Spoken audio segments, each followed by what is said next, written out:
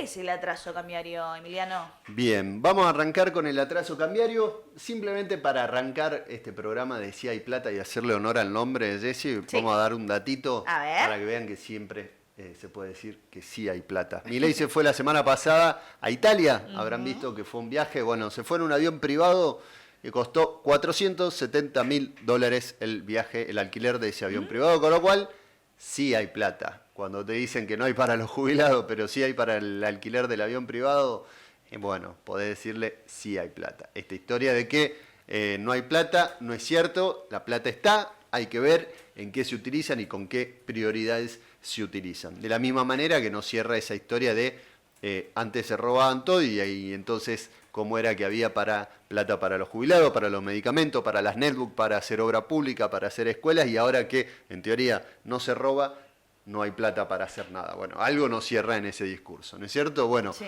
vamos con el tema del atraso cambiario Sí. y un poco esta idea de que muchos argentinos no entienden qué es lo que está pasando.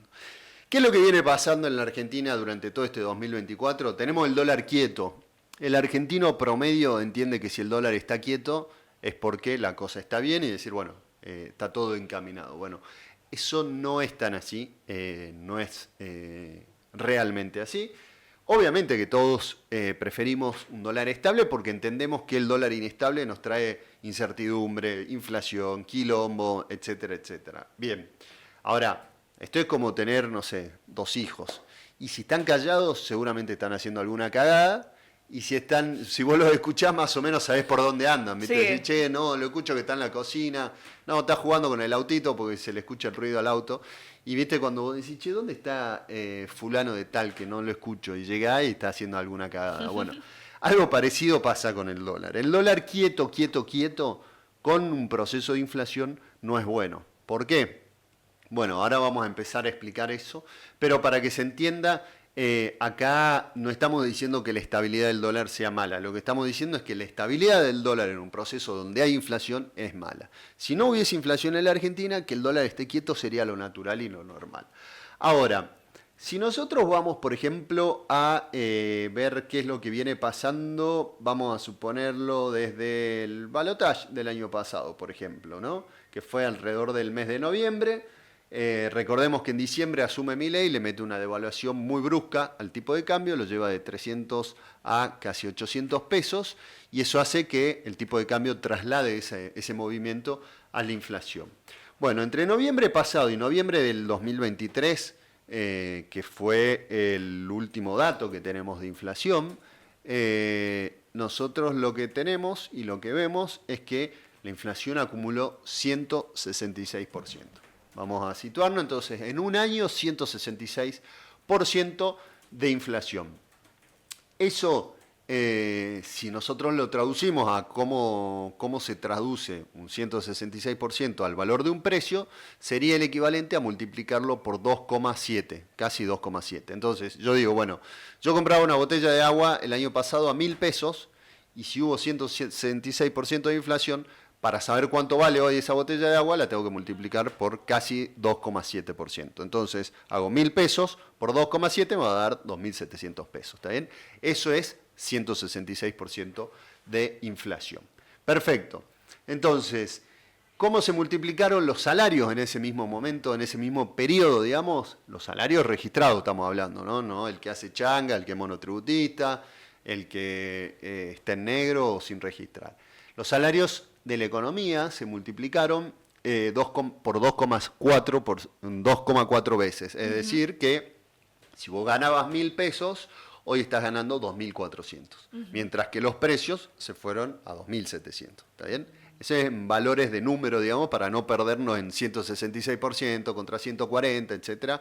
Eso es un poco lo que se representa en términos de números. Si vos comprabas una botella de agua a 1.000 pesos, hoy si le aplicás la inflación vale 2.700 pesos. Y si tu salario era 1.000 pesos, hoy ese salario es 2.400 pesos. O sea que estás 300 pesos abajo en términos nominales.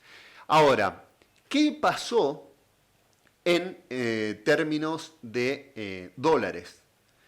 Los salarios en dólares se multiplicaron por 2,4. De la misma manera que se multiplicaron en pesos. ¿Y por qué pasa esto, Jessy? ¿Por qué? Si yo te estoy diciendo que tuviste una inflación del 166%, que es el equivalente a multiplicar por 2,7 algún precio, y estoy diciendo que tu salario se multiplicó por 2,4, es decir, que perdiste contra la inflación, es decir, que en términos reales tu salario no creció, sino que decreció. Pero en dólares tu salario sí creció 2,4 veces. Uno dice, pero pará, esto quiere decir que yo tengo la botella de agua que valía 1.000 pesos, ahora vale 2.700. Mi salario 1.000 pesos, ahora es 2.400 pesos ese salario. Pero mi salario, que era 1.000 pesos, en dólares, si era $1, hoy son 2,4 dólares. Tú vas a decir, che, pará, ¿cómo puede ser que mi salario en dólares creció 2,4 veces, pero yo no compro 2,4 veces más cosas? Claramente no compras 2,4 veces más cosas porque la inflación subió por arriba. ¿Y cuánto subieron los precios en dólares? 2,7 veces. Es decir, en resumen, tu salario, tu ingreso en dólares creció 2,4 veces. Es decir, si vos cobrabas $100, hoy cobras $240. Si vos cobrabas $1.000, hoy cobras $2.400. El problema es que lo que valía $100, hoy vale $270. Lo que valía $1.000, hoy vale $2.700. Y ahí es donde está la ilusión monetaria en la cabeza de la gente, explicada también por el presidente. Cuando Milei dice los salarios se multiplicaron casi por 3 en dólares, tiene razón. Casi por 3 no, casi por 2,5, que es 2,4. Ahora, los precios en dólares se multiplicaron casi por 3. Entonces estamos en la misma situación. Yo tengo más dólares en el bolsillo, pero no gané más plata. Que es lo que yo siempre digo cuando doy charlas con los chicos en los secundarios y les pregunto, ¿qué significa ganar plata? Si yo te pregunto a vos, Jessy, ¿qué es ganar plata? ¿Qué responderías vos? ¿Qué significa ganar plata? Significa... ¡Ay, qué difícil! No, no. Me agarraste totalmente. Parecía muy simple la pregunta. Pero, a ver, ¿qué significa ganar plata? Es la pregunta. Exacto.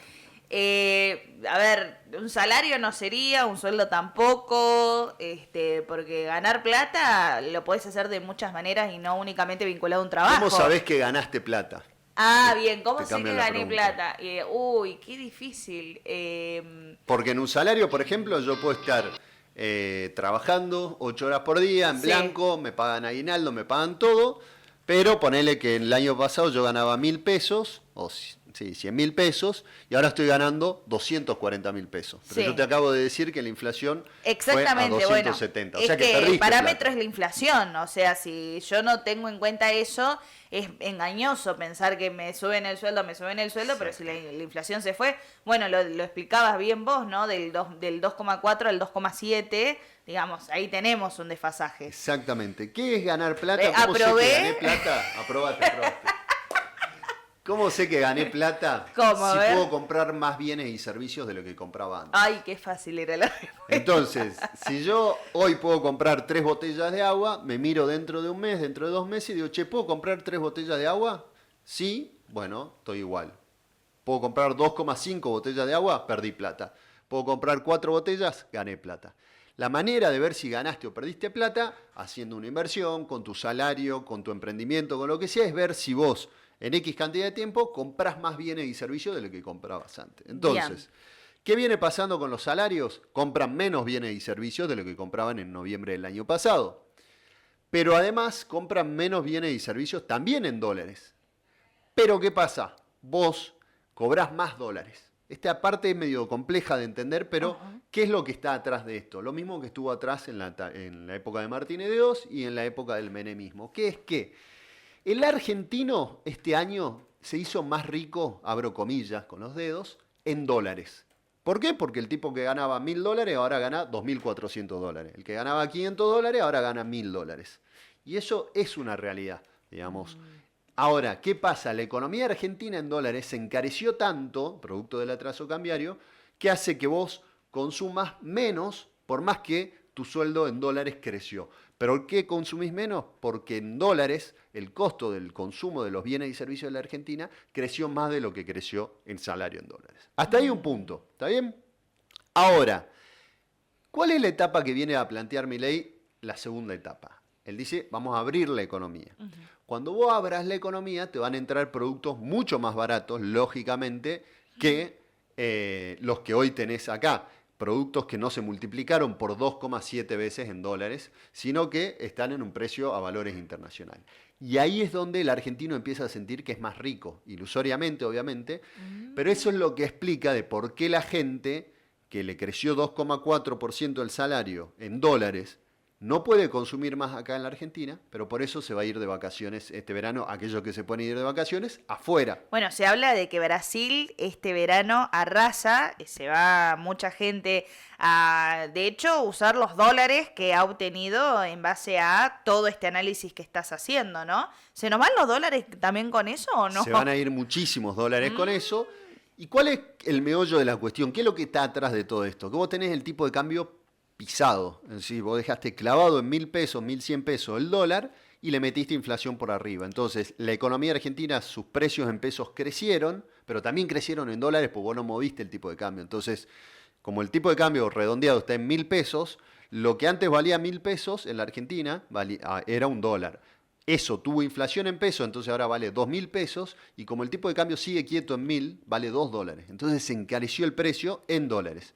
Eso hace que aquellos que se les duplicó el salario en dólares digan, che, no, yo me voy a consumir a Brasil, que sigue valiendo un dólar, esto que ahora en la Argentina vale 2 dólares. Entonces, ese descalabro macroeconómico está producido por la política monetaria, cambiaria del gobierno nacional. Muchos de los que nos están escuchando, capaz que un tachero ahora está escuchando, no, alguien nos está escuchando en un local de acá del centro y dice, che, bueno, pero a mí no me parece mal, porque si a mí me duplicaste el salario en dólares, abrime la importación de productos de afuera, que vengan a la mitad de precio en dólares, y yo voy a poder consumir más, voy a ser más rico en dólares. Bien, ¿cuál es el tema con esto?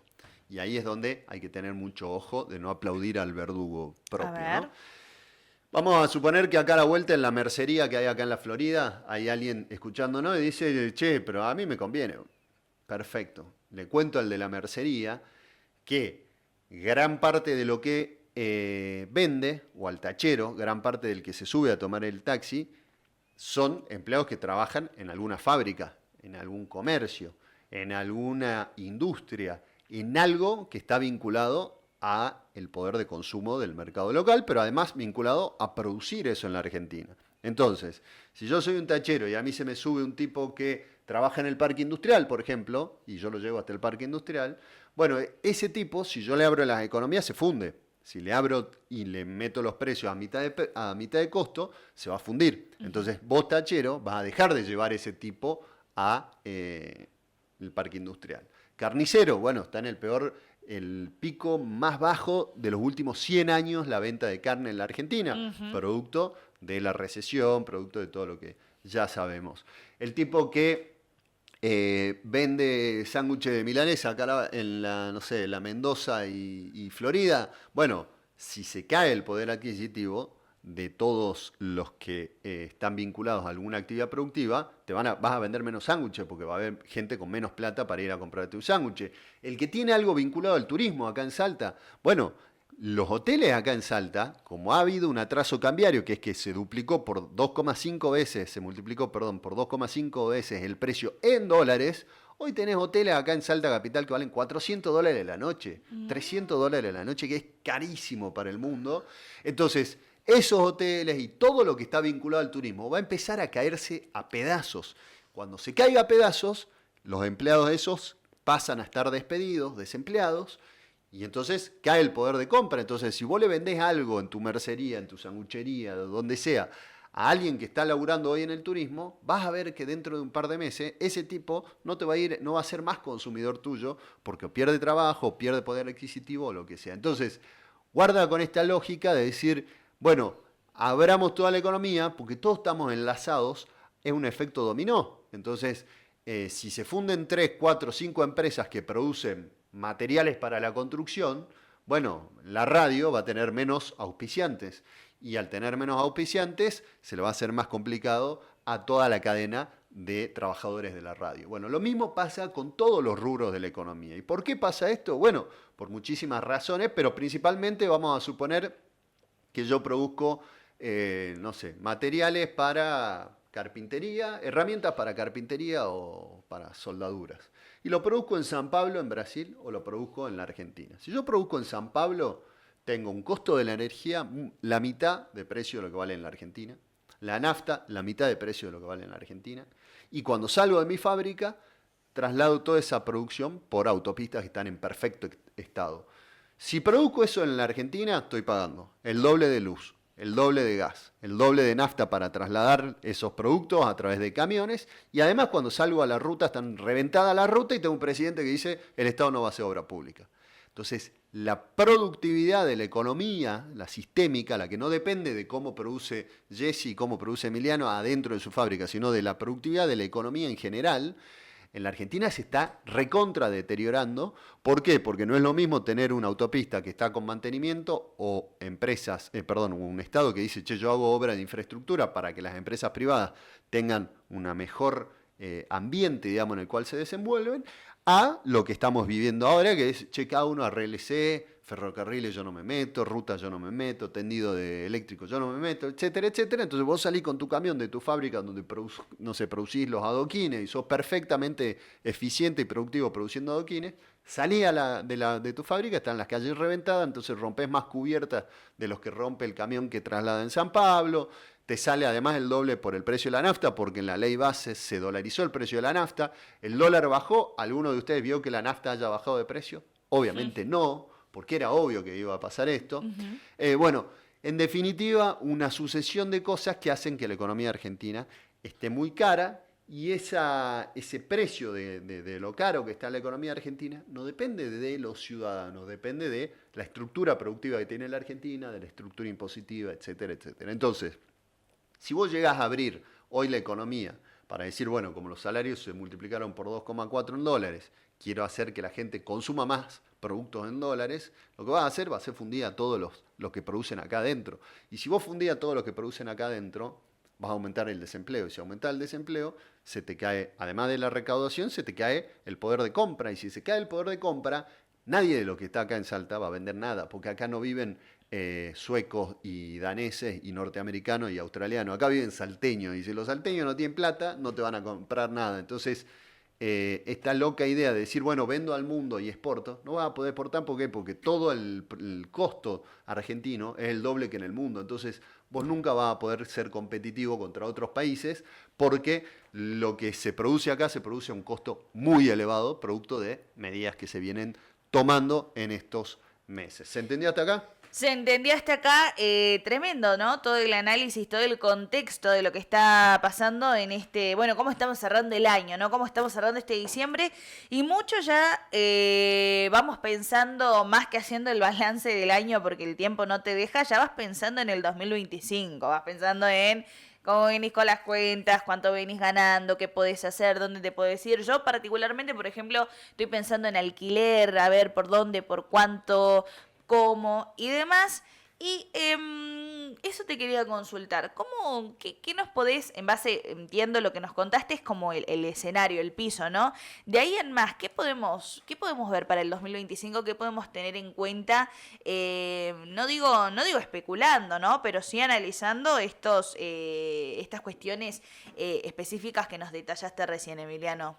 Bueno, lo que se viene viendo, terminando, Jessy, este 2024, es que ha habido repunte de algunos sectores que están vinculados a este efecto riqueza, de decir, che, tengo más dólares, no me alcanza para comprar más comida, ni para pagar más cantidad de boletas de luz, ni para pagar más cantidad de tanques de nafta, porque todo eso también se encareció. Ajá. Pero sí me alcanza para algunos productos que vienen de afuera y que están vinculados al dólar. Por ejemplo, automóviles y motos. En octubre el caso de las motos fue un caso emblemático. Se patentaron 45.600 nuevas motos en la Argentina, que fue un aumento mensual del 12,3% y un interanual, o sea, comparado contra octubre del año pasado, de casi el 6%. Mirá. Ahí estás viendo el efecto riqueza de este plan económico que se llama atraso cambiario. La gente se le hace más accesible comprar hoy una moto de lo que se le pasaba hace 8 meses, producto de que tiene un incremento de sus ingresos en dólares. y no subió tanto el precio de la moto como subió el precio de las cosas que se producen en pesos. Acá la joda de esto cuál es, que lo que se está haciendo caro es lo que se produce en pesos y lo que se está haciendo barato es lo que viene de afuera. Entonces, lógicamente eso va a terminar en un colapso de todo el sector productivo de la Argentina. Ahora bien, ¿qué se puede hacer para pensar en términos financieros de cara al año que viene? Bueno, lo que viene pasando en la Argentina, que les expliqué recién, se llama atraso cambiario. Atraso cambiario es cuando tenés inflación y el tipo de cambio se queda quieto, entonces se va encareciendo la economía en dólares. Bien. Respecto a estos 20 minutos que acabo de hacer de introducción, ¿qué es la primera conclusión que podemos sacar, Jesse? Que no conviene producir en la Argentina, porque no vas a poder competir contra nadie a nivel internacional. Paréntesis acá. En algún momento vamos a hablar del tema de la luz, del tema de DESA y del tema de la generación, que eso sí es cuestión de Milei, no es cuestión de la provincia, porque la verdad es un disparate lo que nos están cobrando de luz en la Argentina y sobre todo en la provincia de Salta. Un disparate. Yo el lunes que viene voy a traer para hacer comparativos contra una casa residencial en San Pablo, en Brasil, para compararla contra lo de acá. Estamos hablando de casi 2,5 veces el precio que se paga en Brasil de lo que estamos pagando acá. Un disparate, la verdad, que yo no lo he visto nunca y que todos siguen haciéndose los boludos, ¿no? Porque nadie nos viene y nos explica, decir, che, ¿cómo podemos estar pagando 150 lucas de luz en una casa cuando no tenemos absolutamente nada? Y estamos hablando de meses como septiembre, octubre, noviembre, que no es que hizo calor, que no hubo aire acondicionado, nada, ¿no? Un disparate. Pero bueno, sin irme del tema, sí. Volvemos con lo de la producción. Producir en la Argentina es muy caro, es muy difícil que pueda ser competitivo y al no ser competitivo no tenés a quién venderle, lógicamente. Entonces, ¿qué es lo que delimita este modelo económico que viene planteando Milei? Bueno, atraso cambiario tiene tasas de interés reales en dólares muy, muy positivas. Te lo explico brevemente. El tipo de cambio está quieto desde el año pasado. O sea, 1.100 pesos valía en diciembre del año pasado, 1.100 pesos vale hoy, incluso hasta bajó un poquito de 1.200 a 1.150, pero hagámoslo fijo en 1.100. 1.100 a principio de año, 1.100 ahora. En el medio, los plazos fijos te pagaron de tasa de interés, más o menos con los cambios de tasa que hubo al principio, esto, lo otro, 40%, 45% anual. Es decir, vos obtuviste, si dejabas tu plata en un plazo fijo, comprabas LECAP o alguno de esos instrumentos simples y sencillos que hay en pesos que ofrecen los bancos, te daban 45% anual de tasa de interés.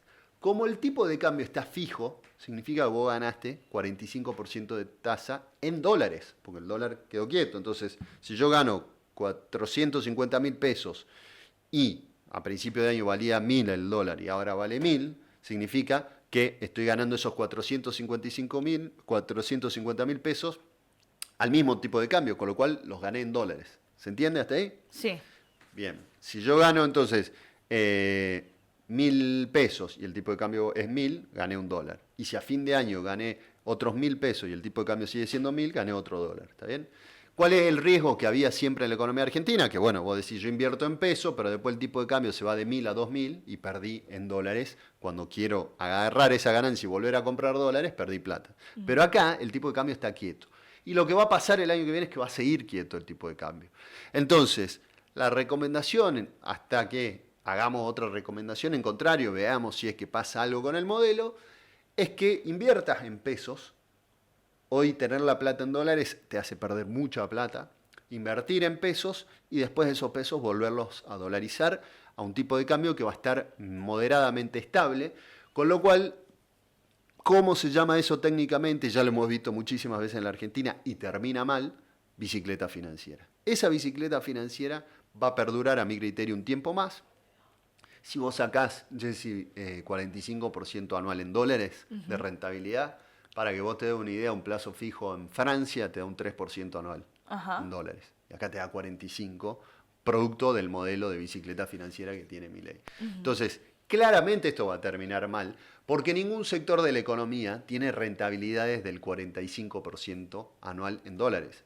Producir lo que quieras producir acá en la Argentina, no vas a sacar 45% de rentabilidad en dólares. Entonces, si me lo da un banco por hacer nada, bueno, lógicamente las inversiones que atraigas van a ir para ese lado. Otro lado en el que se puede invertir, aquellos que tengan ya más conocimiento de cómo se compran acciones y fondos comunes de inversión, son las empresas que están vinculadas a los tarifazos.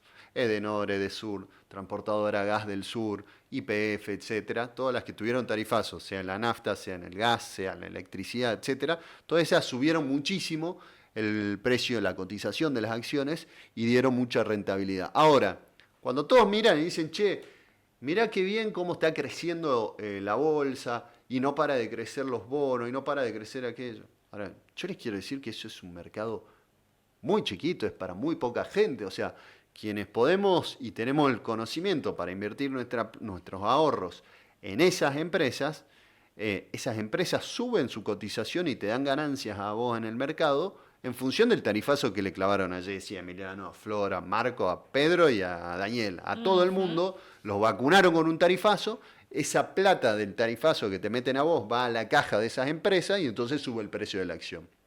Entonces, entender que cuando vos ves si suben los mercados, suben las bolsas, no siempre es positivo. Digamos, ¿cuáles suben? Están subiendo la de las acciones vinculadas a los ganadores, digamos, de este modelo. Porque acá lo que hay que entender es que a vos te están rompiendo el bolsillo, te están partiendo la cabeza con el precio de la nafta, con el precio de la luz, con el precio del gas, para 5 empresas. Porque esto no es que derrama en toda la economía, ¿no? Estos son 5 empresas que se están llenando de guita y que no tienen ningún tipo de lógica en términos sociales o en términos de la economía argentina. Subir el precio de la luz, subir el precio del gas y subir el precio de la nafta encarece a que el precio de la leche no va a poder bajar nunca. ¿Por qué? Porque la leche utiliza muchísimo energía para producir la leche. Digamos, la sacás del tambo y la llevas a la planta y es todo energía, es consumo energético. Y después esa leche sale desde la planta en un camión hacia los centros de distribución, sea supermercados o almacenes.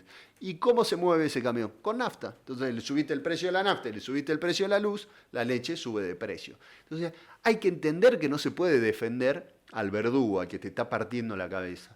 El precio de la luz, el precio del gas y el precio de la nafta son precios fundamentales en una economía que está totalmente desorientada y desorbitada como la economía local. Entonces, el tipo de cambio en los próximos meses va a seguir estable y eso da una oportunidad para que aquellos que tienen algo de ahorro aprovechen y hagan rentabilidades en dólares. Y esto no es recomendar especulación, es recomendar salvarte el totó, como diríamos en la calle, porque si no te lo da a nadie estos consejos, te van a pasar por encima. Bueno, ahí está hecho. Vuelvo a repetir, no es responsabilidad plena de este gobierno, viene hace muchos años así Salta. En el momento en el que entró en déficit, en su momento, tuvo esta complicación muy importante. Provincias como Santiago del Estero, como La Pampa, como Córdoba, tienen una inversión y una infraestructura en gastos de obra pública superior al 20%, lo cual hace que vaya mucho más rápido ese proceso de desarrollo y que por eso veamos que muchas de estas provincias tienen mucho más velocidad a la hora de llevar adelante transformaciones y cambios. Ahora bien, dicho esto, hay una cuestión que es importante que tiene que ver con el Ministerio de Producción. El Ministerio de Producción, lógicamente, además de tener las funciones y competencias en todo lo que hace a la producción, al comercio, industria y demás en la provincia de Salta, tiene herramientas, obviamente, para promover ese desarrollo. Es decir, entonces, si yo digo, bueno, quiero desarrollar el turismo en Seclantás, bueno, voy y genero algún tipo de incentivo para que se instalen hoteles, para que se abran hostería, para que hayan restaurantes, etcétera, etcétera. Para eso existen los certificados de crédito fiscal. Certificados de crédito fiscal son aquellos que se otorgan para ese desarrollo, para ese incentivo. Yo estaba viendo en el caso de uno de los anexos, dice, los certificados de crédito fiscal se distribuirán por cada uno de los regímenes de la siguiente forma. Industrial, 30 millones. Turístico, cultural, 30 millones. Ganadero, 30 millones. Servicio de la salud, 30 millones. Generación de energía renovable, 30 millones. Minero, 30 millones. Hidrocarburífero, 30. Software, 30. Actividad foresto-industrial, bla. Facúltese en forma conjunta al Ministerio de Economía y de Producción a reasignar los cupos por actividad en caso de que alguno de los regímenes presente crédito disponible. Esto significa que pueden mover de un lado para el otro esa plata. Dice, además déjase establecido que el otorgamiento de exención impositiva deberá ser por un tiempo limitado dentro de los plazos, bla, bla, bla, y que el monto que representa las mismas durante todo su periodo de vigencia no podrá superar en su conjunto un máximo de 400 millones de pesos.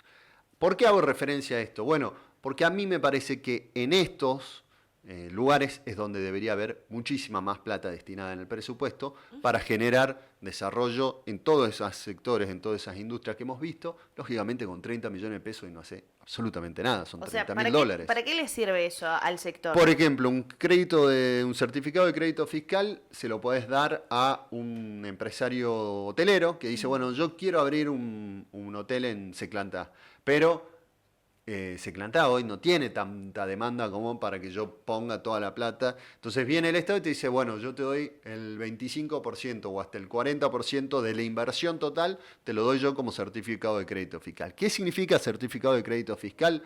Que vos con ese papelito vas a no pagar, vas a estar exento de pagar impuestos provinciales durante un periodo de tiempo que lo establece el gobierno. El gobierno dice, bueno, yo te doy 50 millones de pesos de crédito fiscal, esto lo podés utilizar a cuenta del pago de actividades económicas, por ejemplo. Entonces, pero te dice, no me lo podés enchufar todo el primer año, porque si no me cae la recaudación en el primer año. Te dice, bueno, durante los próximos 5 años vas a poder aplicar esto, o sea, 10 millones de pesos por año, por ejemplo, ¿no? Bueno, es muy poca la plata que se está destinando en eso. En una provincia que necesita inversión privada, que necesita desarrollo turístico, ganaderos, etcétera, etcétera. Bueno, un primer punto a marcar respecto a lo que tiene que ver con la inversión y este tipo de desarrollo que para mí es muy importante. Otro, el Ministerio de Turismo y Deporte. El Ministerio de Turismo y Deporte tiene 14.000 millones de pesos asignados sobre un presupuesto de 3 billones con B larga. O sea, el presupuesto de la provincia para el año que viene es 3.200.000 millones de pesos. ¿Está bien? Son números muy grandes, pero para que ustedes tomen una idea, son 3.000 millones de dólares. 3.000 millones de dólares. Cuando yo era ministro de Economía, el presupuesto de la provincia de Salta en dólares era 2.000 millones de dólares. O sea que hay 1.000 millones de dólares más. Eso también es producto del atraso cambiario, pero para que tengamos magnitud de la plata de la que estamos hablando. 3.000 millones de dólares es el presupuesto para el año 2025, 3.200 millones de dólares. Entonces, en un presupuesto de 3 billones de pesos, 14.000 millones es muy poco, destinado al turismo y a deportes. ¿Por qué hago esta aclaración? Porque el Ministerio de Turismo es el ministerio que promueve el turismo en Salta. El turismo es uno de los sectores que más ha generado puestos de trabajo en la provincia. Me parece que le falta, por lejos, le está faltando mucha más inversión. Ustedes piensan que de los 14.000 millones de pesos que se van a destinar, o si quieren los hacemos en dólares para que sea más fácil, de los 14 millones de dólares que van a destinar el año que viene al Ministerio de Turismo, 9 millones y medio, solo 9 millones y medio van para el pago de sueldos. Con lo cual, lo que le queda a la promoción turística y al desarrollo turístico es mucho menor, digamos, es mucho más chico. Sí. En el caso de la gobernación, por ejemplo, la gobernación, lo que depende del gobernador, de Gustavo Sáenz, el presupuesto para el año que viene, el total de gastos por objeto es de 56, casi 57, porque 56.900, 57 millones de dólares. Es decir, la gobernación el año que viene, estamos hablando de que tiene un presupuesto por hora, de 6 millones y medio de pesos. O sea, cada hora la gobernación de Salta se va a poder gastar 6 millones y medio de pesos, que son los 56.901 millón de pesos que tiene de presupuesto. Qué impresionante verlo así, de esa manera como lo estás retratando, es muchísimo. Y si uno lo compara, por ejemplo, Jessy, con el Ministerio de Desarrollo Social, que es una provincia con 65% de pobreza, con todo lo que ya sabemos de nutrición infantil y demás, el presupuesto del Ministerio de Desarrollo Social para el año que viene es de 51.900 millones de pesos, es decir, un presupuesto por hora de 5.924.000 pesos. menos que lo que va a poder gastar la gobernación. ¿Qué hay en la gobernación? Bueno, hay? el gasto alrededor del gobernador, la utilización del avión para viajar a Buenos Aires, la UPATECO, que también depende de la gobernación directamente, mucho de lo que tiene que ver con el gasto vinculado a cuestiones más discrecionales, si se quiere, en términos de decir, bueno, se utiliza para esto o se utiliza para otra cosa, en lo que tiene que ver con los AP, por ejemplo, lo que tiene que ver con designaciones más Claro, de y algunas de áreas tipo que político. dependen directamente de él, ¿no? Exactamente. Muy interesante este análisis. Bueno, justamente que hay gente, Emiliano, que fue mandando mensajes y entre ellos preguntan dónde pueden ver este presupuesto de la provincia y dónde pueden ver cuánto le ingresa a la provincia. A ver, yo lo tengo acá el presupuesto, así que si quieren se los dejo para que la radio lo suba en la página, Perfecto. para que lo suban en Opinorte o donde ustedes digan, así después le cuentan a los oyentes, para darles una idea, por ejemplo, en lo que tiene que ver con, no sé, ¿qué te interesa? ¿Cámara de Senadores o de A ver, Diputados? vamos con los senadores. 26.953 millones de pesos tienen los senadores, que vamos a hacer la misma cuenta, les va a dar 26.900, son casi 26.900 millones de pesos. Me está faltando un cero, es tanta la Ay, plata que me Dios. termina faltando. Ahí está, 26.900, les queda 3 millones de pesos por hora. 3 millones de pesos por hora, es Ese impresionante. ese es el presupuesto que tiene la Cámara de Senadores. Si vamos, por ejemplo, al de la Cámara de Diputados, 30.500 millones de pesos, vamos a ver cuál es. Que acá, digamos, yo gobernador, lo primero que hago en Salta es sacar la bicameralidad. ¿Con cuál habría que...? Me quedo con una sola cámara de legisladores de la provincia de Salta. La verdad que no tiene sentido tener doble escribanía porque Sí. no tenés oposición. Entonces, Hay provincias que ya tienen, ¿no? sí, la gran mayoría de las provincias de la Argentina tienen Mirá. unicameralidad, no tiene ningún sentido seguir teniendo esto. La Cámara de Diputados va a tener 3.424.000 pesos por hora para gastarse el año que viene. Ahí obviamente está sueldo, está la luz, está todo, absolutamente todo, pero bueno, es parte, creo yo, de la discusión que se abrió hoy en la Argentina, de decir, che, está todo bien, digamos, pero ¿cuál es el servicio que se le brinda a la sociedad? Porque vos me decís, che, no sé, el Ministerio de Desarrollo Social tiene 5 palos 900 para gastar por hora, y yo te digo, bueno, me parece bien. Después discutamos cómo lo gastan. Exacto. Si el que está es idóneo, el que está al frente de una secretaría, de esto es otra discusión. Ahora, de que sí se necesita poner plata ahí, se necesita. Ahora, cuando uno mira y dice, che, entre la gobernación, 6 palos y medio, Cámara de Senadores, 3 palos, son 9 palos y medio, más 3 palos y medio de la Cámara de Diputados, estamos hablando de que entre gobernación, Senado, y Cámara de Diputados, te va a gastar casi 12 palos por hora el año que viene. Y uno dice, bueno, ¿tiene sentido esto? Bueno, creo que ahí es un poco donde entra la discusión y a saber que sí hay plata, que lo que hay que hacer es discutir en qué se la gasta esa plata y sobre todo discutir si es que quienes están llevando adelante ese gasto de la plata tienen o no sentido. Y último dato del presupuesto que te lo voy a leer porque lo tengo acá, Jessy. Dale.